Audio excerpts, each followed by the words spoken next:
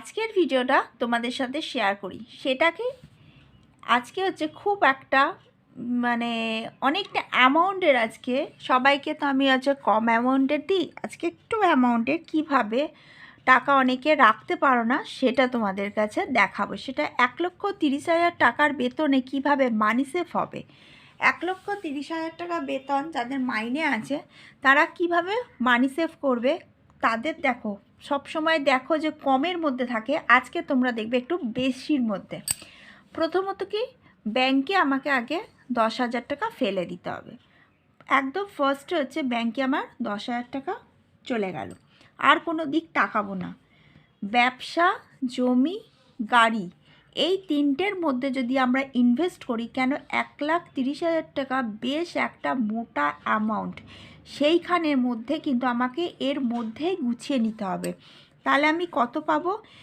30,000 টাকা আমি 3 বছর কি 2 বছর একটা জমাবো। নয় হচ্ছে দোকান, নয় হচ্ছে গাড়ি, নয় হচ্ছে জমি, নয় যে কোনো একটা বেশ ভালো অন্যরকম ব্যবসা আমি কিন্তু স্টার্ট করব। তার জন্য কি প্রতি মাসে আমাকে 30,000 টাকা করে জমা করতে হবে। যদি আমি এই 1,30,000 বা 1,00,000, 1.5 লাখ বা 1 লাখেরও মধ্যে যদি আমি স্যালারি পাই বা বেতন পাই, স্কুল 25,000 টাকার মধ্যে খরচা, দেখো যেরম আয় সেরম আমি ব্যয় দিচ্ছি। একটা নামি দামি বেশ নাম করা স্কুলে কিন্তু ফিস সবসময় হয় 4,000, 4,200 টাকা, নয় হচ্ছে 3,500 টাকা, নয় হচ্ছে 2,500 টাকা কিন্তু ফিস হয়। আর ভর্তি হতে বছরে 1,50,000 এরকম কিন্তু ভর্তি হতে লাগে, 80,000 ভর্তি হতে লাগে।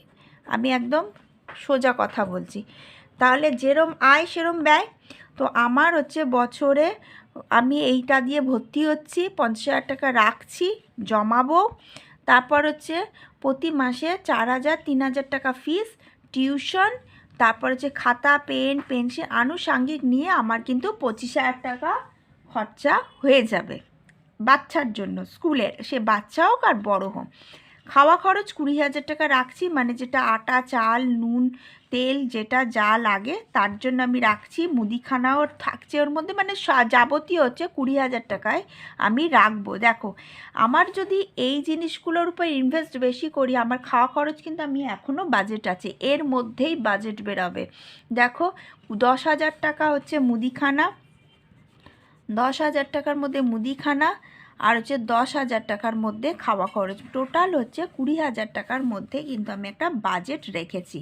আমি চাইলে এটা অনেক বড় করতে পারি, daily biryani, daily burger, daily chowmein, daily party, daily restaurant, daily হোটেলে যাওয়া, ঘোরা, ডেলি দীঘা, ডেলি পুরী, আমি কিন্তু সেগুলো দিইনি, আমার কিচ্ছু নেই এর মধ্যে। দেখো কিন্তু এতে তোমরা ইনভেস্ট করবে, সব থেকে এডুকেশান হচ্ছে বেস্ট। যখন তোমরা বেশি ইনকাম করবে, এডুকেশান হচ্ছে সব থেকে বাচ্চাকে বেস্ট দেবে, আর নিজের ইন ফিউচারে একটা জায়গা রেডি করে রাখবে, একদম নিজেকে তৈরি করে নেবে। গ্যাস হচ্ছে 900 প্লাস 900, 1,800 টাকার গ্যাস। ইলেকট্রিক হচ্ছে 5,000 টাকা। দেখো যার যত হয় তার তত ব্যয়, যেমন টোস্টার আছে, জল গরম করার আছে, গিজার আছে, ফ্রিজ আছে, ওয়াশিং মেশিন আছে, এসি আছে। এসি একটা ঘরে না 3-4টে ঘরে এসি থাকে। তারপর ধরো ইলেকট্রিক আছে, তারপর ফল সিলিং করা আছে, সেখানে বিভিন্ন রকম আইটেমের লাইট থাকে। সমস্ত কিছু কিন্তু মাসে 5,000 টাকা বিল আসবেই আসবে। বললাম যার যেমন আয় তার তেমন ব্যয়। তারপর টিভি, ফোন, ওয়াইফাই নিয়ে এখানে আমি 8,000 টাকা রেখেছি।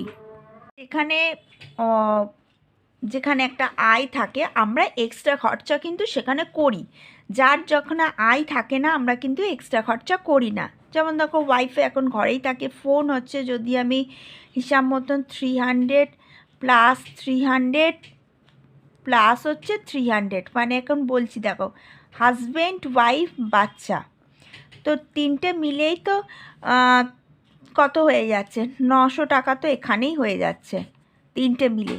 তাহলে 1,000 টাকা ফোন, টিভি রিচার্জ হচ্ছে 260, আরও যদি আমি কিছু চ্যানেল বাড়াই হয়তো দেখা গেল 350-তে আসে, 320-তে আসে, তাহলে এখানেই হয়ে গেল কত। তারপর ওয়াইফাই নিচ্ছি, তার একটা আরও আনুষঙ্গিক অনেক, সংসার চালাতে অনেক খরচা লাগে। আমি বললাম যার আয় তার ব্যয়, যেরম আয় সেরম ব্যয়, এইভাবে হচ্ছে 8,000 টাকা নিয়ে টোটাল খরচ হচ্ছে দেখো 99,800, ঠিক আছে। মানে নিরা ধরতে গেলে 1,00,000 টাকা, 1,00,000 টাকা তোমার এমনি বেরিয়ে যাচ্ছে, কিন্তু লাভ কোথায় হচ্ছে? এই যে প্রতি মাসে 30,000 টাকা একটা বড় জায়গায় ইনভেস্ট করতে হবে, 10,000 টাকা চোখ কান বুঝে ব্যাংকে ফেলে দিতে হবে। এখানে দেখো কোথাও তোমরা দেখেছো পার্টি, বাইরে ঘুরতে যাওয়া, বড় রেস্টুরেন্টে যাওয়া, বা কোনো জায়গায় আমি দিয়েছি যে এখানে ইনভেস্ট করতে হবে। হ্যাঁ, মেডিসিন এখানে ইনক্লুড হয়নি, যদি কারোর মেডিসিন লাগে সে মেডিসিন এখন সবার ঘরে, যে 1,00,000 টাকা 1,50,000 টাকা ইনকাম করছে সে মেডিসিন 5,000 টাকা দিতেই পারবে, ঠিক আছে। সেটা নিজের ব্যক্তিগতভাবে আমি এখানে ইনক্লুড করিনি।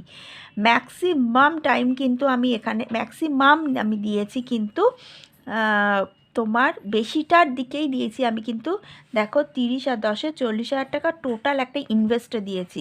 মানে 30,000 টাকা ধরতে গেলে ইনভেস্ট, 1,00,000 টাকার মধ্যে সংসার চালা, যেহেতু এডুকেশান আর হচ্ছে ব্যবসা, এই দুটো জিনিস সবসময়। এরপর দেখো পার্টি, সেটা নিজেদের উপর, দেখো পয়সা আছে সে যাবে, এটা সোজা কথা, আমি ভিডিওর মধ্যেই বলছি।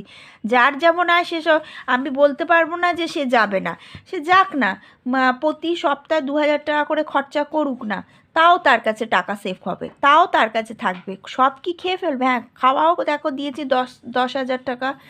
যদি ঠিকঠাকভাবে মান্থলি একটা, যদি সপ্তাহে সপ্তাহে আমি যদি খরচা করি, 3,000 টাকা করে যদি খরচা করি, তাহলে 3-4-এ 12,000 টাকা ওখানেই হয়ে যাচ্ছে। সেই হিসাব ধরে যদি আমি চলি, কম বেশি আপস অ্যান্ড ডাউন থেকেই থাকবে, কিন্তু আমি যদি একটা অ্যামাউন্ট সবসময় টার্গেট করতে হবে। দেখো সংসারে আলু, পটল, ঝিঙে, উচ্ছে, বেগুন কার কতটা আসবে সেটা নিজের উপর ডিপেন্ড থাকবে, কিন্তু আমার যখন আয় বেশি আমি টাকাটা সেভ করবে। ভিডিওটা ভালো লাগলে অবশ্যই লাইক, শেয়ার, সাবস্ক্রাইব করে দিও।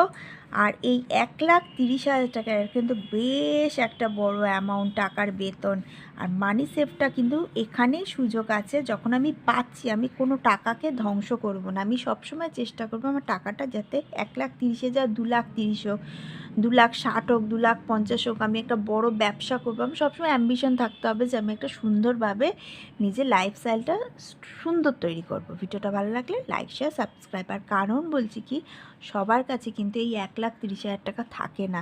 যাদের যাদের কাছে আছে, যারা এই ভিডিওটা দেখছো, যাদের এই বেতনে যারা স্যালারি পাও, তারা তোমরা জানো সংসার তোমরা কিভাবে গুছাবে, কিন্তু কি বেশ একটা ব্যবসা আর বাচ্চাকে একটা এডুকেশন খুব সুন্দর একটা দেওয়ার চেষ্টা করবে।